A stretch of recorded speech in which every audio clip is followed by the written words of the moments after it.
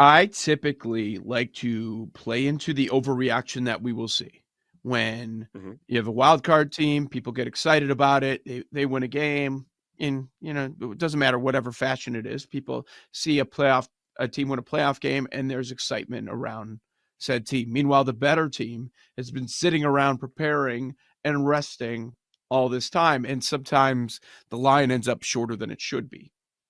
And then we got this point spread. It's going to be difficult not to take Green Bay at plus 10. Mm-hmm. The way that they've been playing the second half, and we all know how great San Francisco's been. They've been the juggernaut. They've been the Super Bowl favorite for quite some time. I don't know that the number should be 2-1, but that's where we're at. My first look is, that's a lot, getting double digits in this spot. And once it all shakes out, we're probably going to have a situation like that with Baltimore. We'll talk about that, but we're going to have a divisional round, I think, with multiple double-digit favorites. Mm-hmm. Yeah, I mean, this is interesting because, the Packers are just this young, fun team, and then the Niners have just been consistent and the best NFC team for pretty much the whole season. So, and I love the whole storyline of LaFleur and Shanahan. They know each other very well. They coach together. They do a lot of similar things. I'm really excited for this one. It is a lot of points.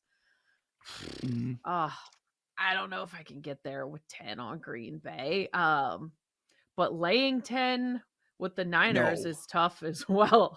It would probably have to be the Packers plus 10 or nothing for me at this point. There's no real injuries on the Niners side, is there?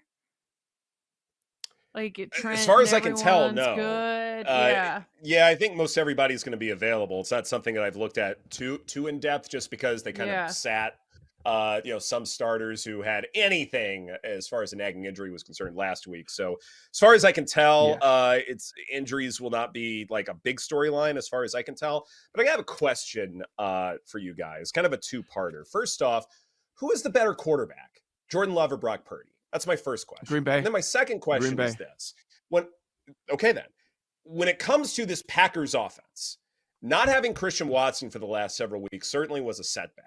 But now he is back, and he's sort of getting brought back into the fold a little bit more. And we saw that in the game yesterday against the Cowboys. Sometimes I think the healthiest offenses, the most competent offenses, when you take away that wide receiver one, it forces everybody else to step their game up. And then when you reintroduce that wide receiver one, suddenly everybody's already played a good bit better because they've had to. And now you have a much more elite unit because they know how to handle different types of adversity, because you don't have that one guy you have to rely upon.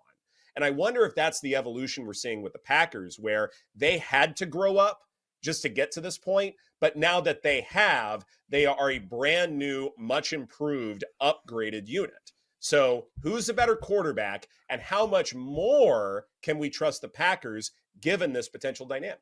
What are the bets today? 2 games. You've got Buffalo, and now it's back to 10 against Pittsburgh, low total in the high 30s.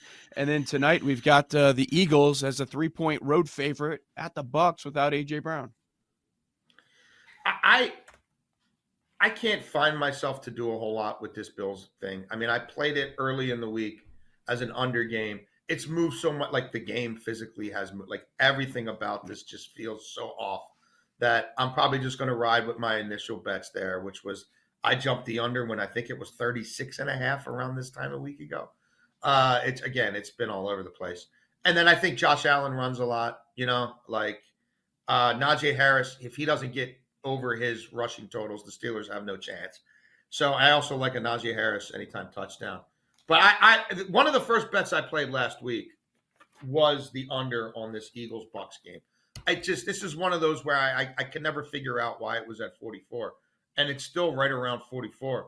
But like the Bucs are 6-2 to the under at home. Philly's 7-2 to the under on the road.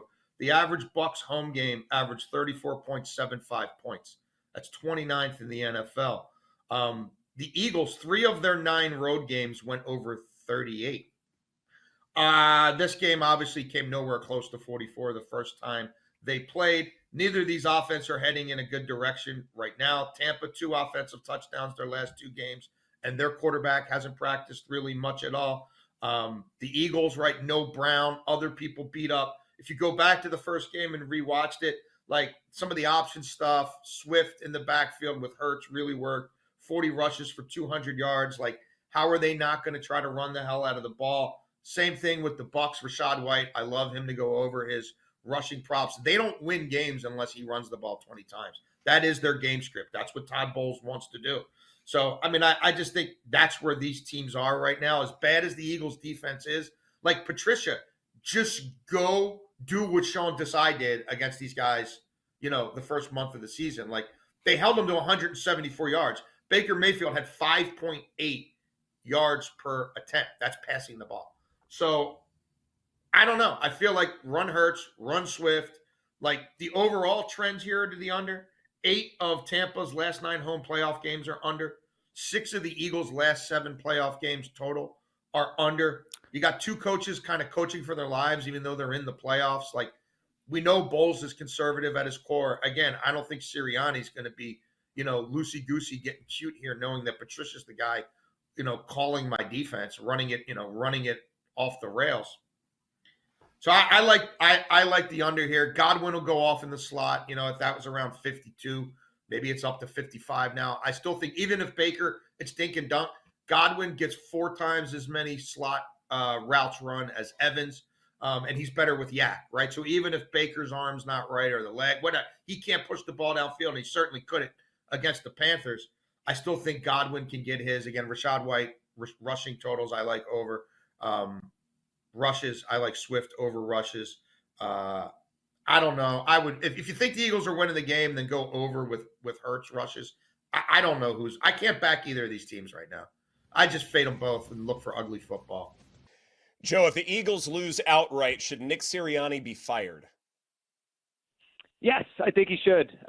So a couple things on that. One, I mean, there's the kind of the locker room stuff, and then there's the X's and O's stuff. And locker room, there's something that's been weird here the whole year. It feels like he's lost the team to an extent, and things have kind of emerged out. A couple weeks ago, a weird interception by Jalen Hurts to end the Monday night game in Seattle, and then it's come out over time because A.J. Brown likes to talk a lot, and when he does, he kind of puts his foot in his mouth. That the Eagles, and I'm guessing Hurts and Brown themselves, freelanced that play. They just, whatever the call was, they just did their own thing, and it ended up an interception. So you wonder, are they even listening to what this guy's saying anymore? Dallas Goedert on WIP last week said that they overlooked the Giants and Cardinals. I mean, it's very rare you hear a player say that. So that stuff's coming out of the locker room. And then X's and O's. Guys, Sirianni doesn't really do anything here, in my opinion, to keep his job if they lose. He's not a master motivator. He's not a great in-game coach, even though he's the CEO type. He doesn't call plays.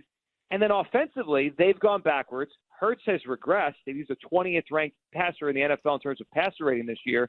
And this guy isn't even the play caller. So if I'm the owner of the Eagles and I'm watching my $250 million quarterback go backwards, my star receiver, A.J. Brown, upset half the season, and my team fall apart at the end of the year, maybe because of locker room issues, I'm saying to myself, with this great coaching crop out there, how can I not move on from Nick Sirianni and try to get someone in? And then on top of all that, the Eagles are in a Super Bowl window. This would remind me a little bit of the Bucs moving on from Tony Dungy because they needed to get one before that thing broke up.